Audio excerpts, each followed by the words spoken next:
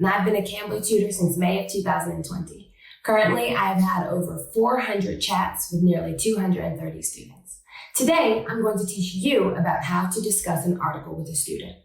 The first part that comes in discussing an article is choosing an article. So there are two things you want to do. You want to make sure that the article is relevant and interesting to the student, and you also want to make sure that the article is at an appropriate reading level for your student, so as to not, knock down their confidence if the reading is a little bit too difficult.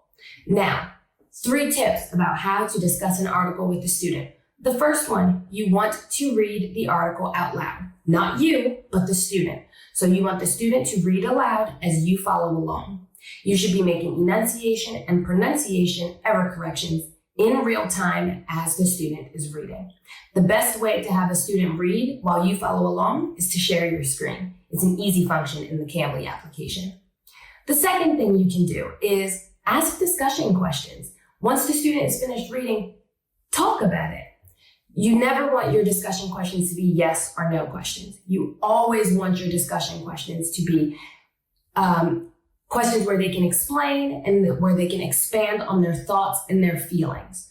The point of discussing an article is being able to carry a conversation. You want students to be able to turn a conversation into many different ways, which is what makes it a conversation. The third thing you want students to do is to practice new vocabulary. And try to listen up for the vocabulary that they struggled with or that they kind of seemed a little bit confused about. Once you figure out what vocabulary was difficult for them, you can then discuss it, give them definitions, and teach them how to use it in a sentence. Make sure any corrections that you make, pronunciation, enunciation, vocabulary, you put it all into the Cambly chat on the Cambly application. Well, when it comes to articles, the best part about articles is that they are a simple activity, but they teach students so much.